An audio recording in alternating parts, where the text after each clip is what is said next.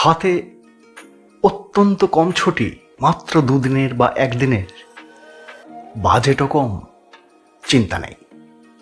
আপনার জন্য 5টি চমৎকার জায়গার এই ভিডিও।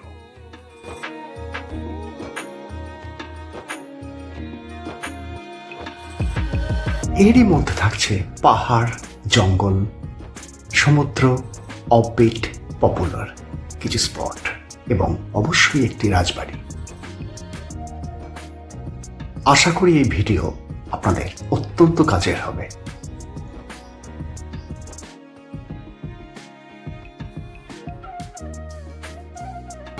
এর মধ্যে প্রথম স্পটটি হলো আমাদের অত্যন্ত আদরের, অত্যন্ত প্রিয় একটি স্পট, মাঠা ফরেস্ট।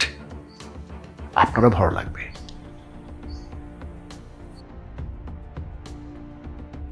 অযোধ্যা পাহাড়ের সব থেকে বিউটিফুল অংশ এই মাঠা ফরেস্ট। পাহাড় এবং জঙ্গল, একদম গ্রাম বাংলার পরিবেশ আপনাকে মুগ্ধ করবে। রয়েছে আদিবাসী জনজীবন এবং থাকা খাওয়ার দারুণ ব্যবস্থা।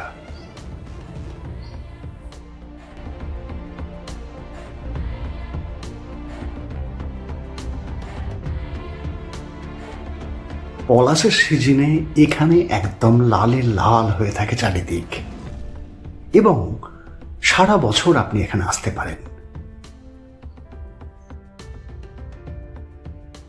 যারা পাহাড় ট্রেক করতে ভালোবাসেন করবেন, যারা জঙ্গলে ঘুরতে ভালোবাসেন ঘুরবেন, বা নিরিবিলিতে কয়েকটা দিন, একটা বেলা, একটা রাত কাটিয়ে ফেলুন।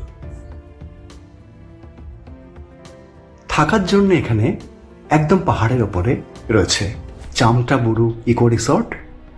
1250 টাকা থেকে শুরু, পার হেড, 4 বেলা থাকা খাওয়া, বেশ ছিমছাম পরিচ্ছন্ন। ভিজিটিং কার্ড দিয়ে দিলাম। এই হচ্ছে Chamtaburu eco রিসর্টের look.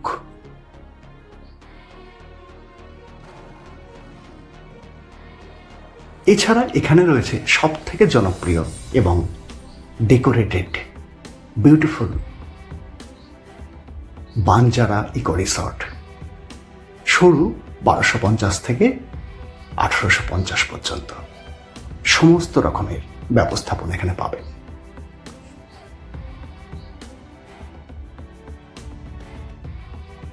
Luxurious tent থেকে কটেজ থেকে সাধারণ রুম সব পেয়ে যাবেন।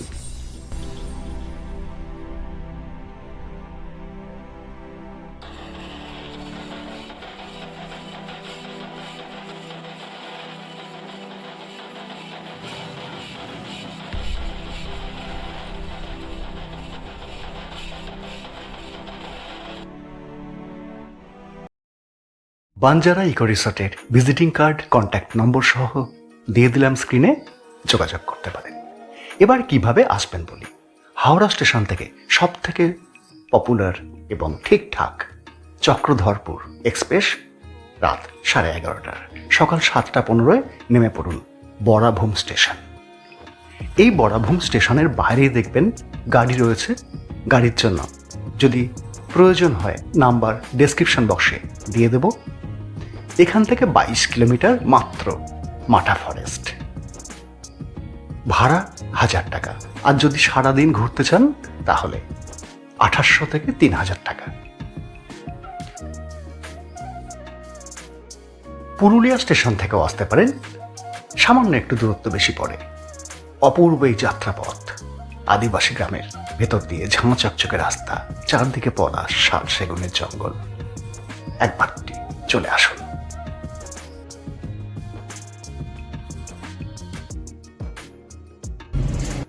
দ্বিতীয় স্পটটি একটা অসাধারণ জায়গা। কলকাতার এত কাছে এত বিউটিফুল একটা জায়গা রয়েছে, অনেকেই জানেন না। দেখুন সমুদ্রের রংটা, নীলাভ কোথাও, সবুজাভ কোথাও, সিলভার স্যান্ডের বিচ, দুপাশে ঝাউবন এবং সামুদ্রিক ফনা বা সামুদ্রিক চারা গাছের বিস্তার পুরো বিচ জুড়ে। ভীষণ নিরিবিলি, দারুণ লাগবে একটা রাত।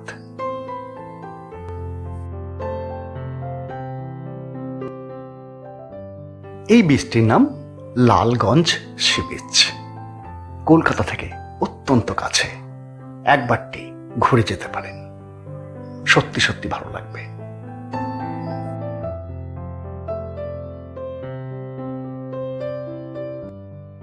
এখানে থাকার অপশন খুব বেশি না থাকলেও ঘরে বাইরে বিচ স্টে বা নিউ ভোরের আলোর মতো দু একটি রিসর্ট রয়েছে একদম গ্রামীণ পরিবেশে। 1250 টাকায় থাকা খাওয়া 4 বেলা পার হেড, সঙ্গে থাকছে আধ ঘন্টার একটা সমুদ্র ভ্রমণ নৌকো করে। সব মিলিয়ে দারুণ লাগবে।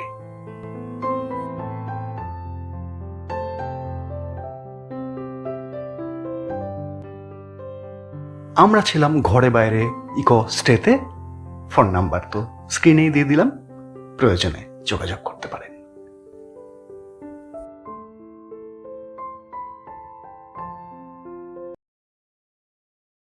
কিভাবে আসবেন? আসার সব থেকে সেরা পথ শিয়ালদহ থেকে লক্ষ্মীকান্তপুর লোকালে নামখানা স্টেশন চলে আসুন, বা গাড়িতে সরাসরি চলে আসুন ডায়মন্ড হারবার রোড ধরে। তারপর নামখানা স্টেশনের বাইরে বেরিয়ে পেয়ে যাবেন অটো, টোটো, যার ভাড়া রিজার্ভে যেতে হবে আপনাকে। আধ ঘন্টা সময় লাগবে, ভাড়া পড়বে 150 থেকে 200 টাকা। একটু দাম দর করে নেবে।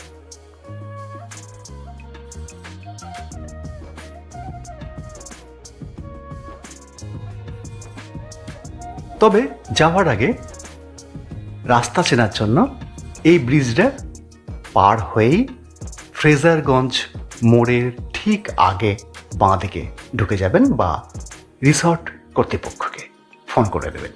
এই যাত্রাপথটি এত সুন্দর, এত সুন্দর, সত্যি আপনাকে চমকে দেবে। আসতে পারেন।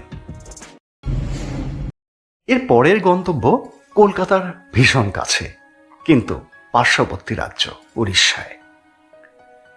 সকালের ধৌলি এক্সপ্রেস ধরে নেমে পড়ুন বালাসর স্টেশন 12টার মধ্যে। স্টেশনের 1 নম্বর প্ল্যাটফর্ম থেকে বেরিয়ে যান। বেরিয়েই পেয়ে যাবেন অটো এবং গাড়ি।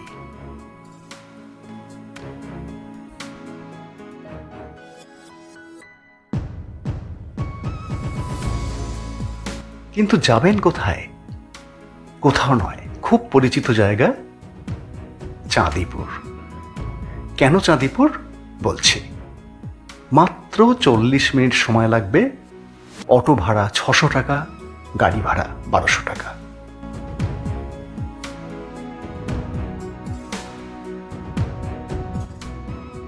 থাকার জন্য এখানে সেরা অপশন রয়েছে। ওটিডিসির পান্থনিবাস 1300 টাকায় রুম পেয়ে যাবেন। এছাড়াও বেশ কয়েকটি হোটেল রয়েছে, যা স্ক্রিনে দিয়ে দেব। হোটেল শুভম 800 টাকায়, 1000 টাকায় রুম পেয়ে যাবেন। একদম এগুলো সব বিচের কাছে। এই হচ্ছে পান্থনিবাস। চাঁদিপুর আসার কারণ হচ্ছে ভারতবর্ষের একমাত্র ভ্যানিশিং সমুদ্র এই চাঁদিপুর সি বিচ। একে অভিমানী সমুদ্র বলা হয়। বহু দূরে এই জল থাকে। সমুদ্রে যে কত দূর আপনি হেঁটে যেতে পারবেন না, তাও অনেকেই যান। দিনে একবার শুধুমাত্র আপনার চরণ স্পর্শ করবে এই সমুদ্র। অত্যন্ত নিরিবিলি পরিবেশে একটা রাত কাটিয়ে যেতে পারেন চাঁদিপুরে।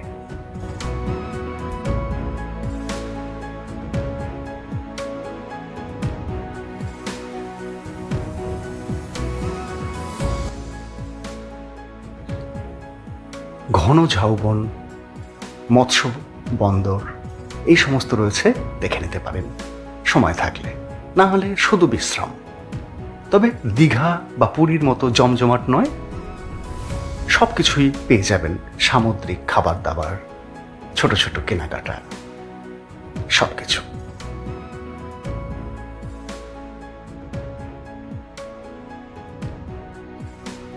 আন্থনিবাস ঢোকার আগেই এই হোটেল শুভম এখানেও থাকতে পারেন। খাবার জন্য রয়েছে ধাবা, ছোট ছোট রেস্টুরেন্ট, কোনো অসুবিধা নেই।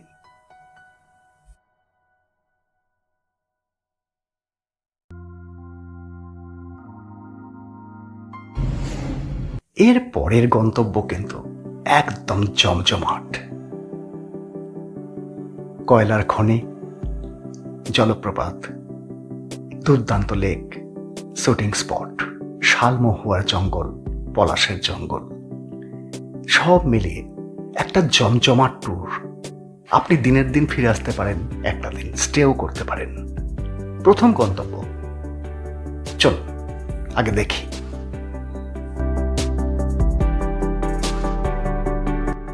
জল পাথর এবং সবুজের শিল্পের নাম এই ভাতিন্ডা ওয়াটারফল। খুব পরিচিত। জুলাই থেকে মার্চ মাস যে কোনো সময় চলে আসতে পারে। দুর্দান্ত, এটি একটি জনপ্রিয় পিকনিক স্পটও বটে।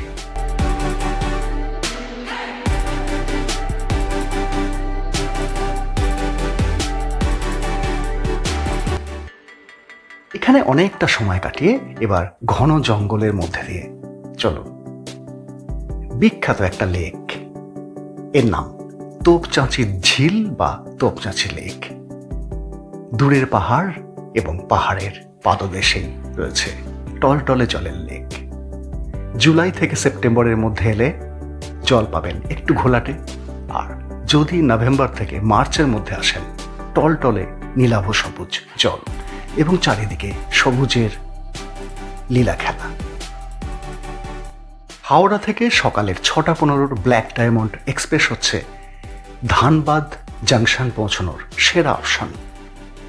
এটি ঠিক 11:15 নাগাদ আপনাকে পৌঁছে দেবে ধানবাদ জংশন। তারপর স্টেশনের একদম 1 নম্বর প্ল্যাটফর্মে থেকে বেরিয়ে পেয়ে যাবেন অটো এবং গাড়ি। স্টেশন থেকে বেরিয়ে গেলে কিন্তু খাবার দাবারের অপশন খুব একটা পাবেন না, তাই শুকনো খাবার একটু নিয়ে এলে ভালো হয়। চা জল খাবারটা স্টেশনেই সেরে ফেলবেন। তারপর যাত্রা।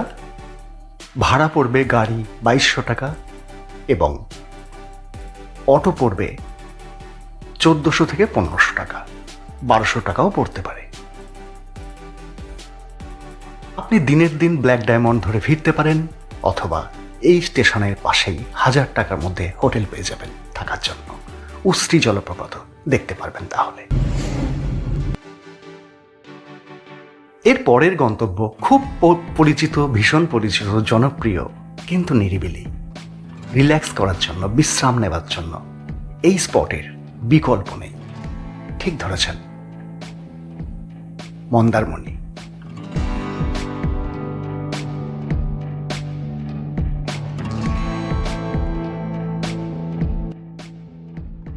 কলকাতা থেকে মাত্র 3 ঘন্টার দূরত্বে গাড়িতে, বাইকে, ট্রেনে চলে আসুন মন্দারমণি। বেশ সুন্দর সি বিচ রয়েছে, প্রচুর লাক্সারিয়াস হোটেল, এমনকি বাজেট স্টেও পেয়ে যাবেন। তবে মন্দারমণিতে কিন্তু খাবার দাবার খুব একটা সুবিধে নয়, সেই জন্য এই ঠিকানাটা অবশ্যই রেখে দেবেন। এখানে খাবার দাবার, থাকা, পরিবেশ, বিশ্রাম করার জন্য সত্যি সত্যি ভালো।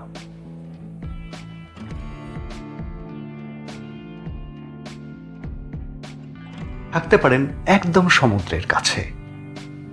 দ্য রথ ইনসে ফোন নাম্বার দিয়ে দিলাম, যোগাযোগ করতে পারেন।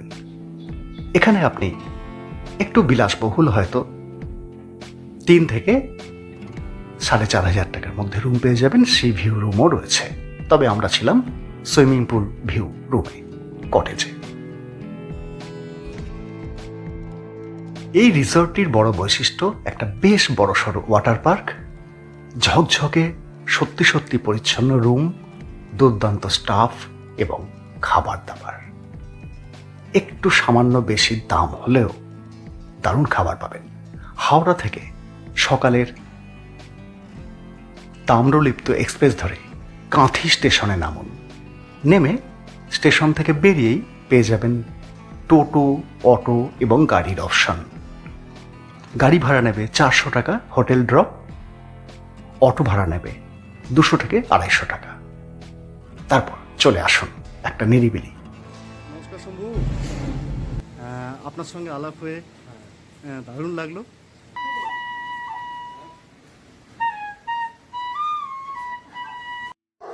সব গরিব মানুষ।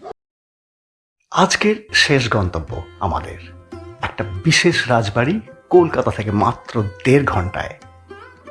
এই রাজবাড়ি আপনাকে আসতেই হবে এবং যা কিছু আপনার প্রয়োজন সমস্ত পেয়ে যাবেন এই রাজবাড়িতে। এখানকার খাওয়া দাওয়া এতটাই উন্নত এবং নাম করা, সারা দেশে ছড়িয়ে পড়েছে।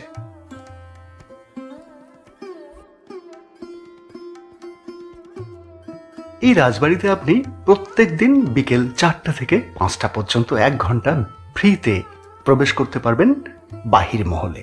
কিন্তু অন্দরমহলে প্রবেশ করার জন্য আপনাকে রুম বুক করতে হবে ইটাচোনা রাজবাড়ি এই ওয়েবসাইটে। প্রয়োজনে ডেসক্রিপশন বক্সে লিংক দিয়ে দেব। আপনার খরচা পড়বে থাকা 2500 টাকা থেকে শুরু 4500 টাকার মধ্যে।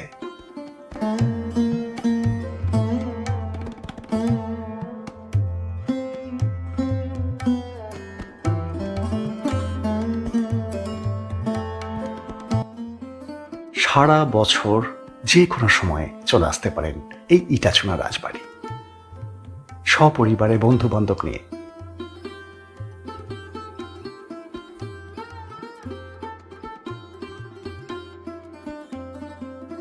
বর্গী রাজ কুণ্ডু মহাশয়ের এই বাড়িতে শুটিং হয়েছে প্রচুর ছবির, বলিউড এবং টলিউডের। ইতিহাস এবং আধুনিকতা হাত ধরাধরি করে এখানে রয়েছে। সুতরাং একটা রাত, একটা বেলা, একটা দিন অবশ্যই কাটাতে পারেন।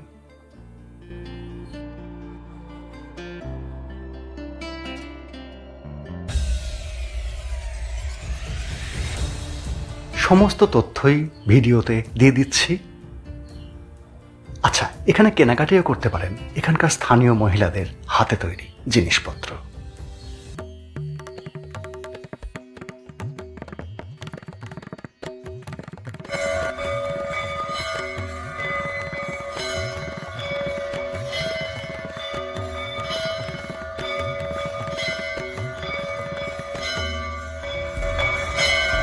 গাড়ি নিয়ে ত্রিবেণী বা মগরা হয়ে চলে আসতে পারেন খন্ডানের এই ইটাচোনা রাজবাড়িতে।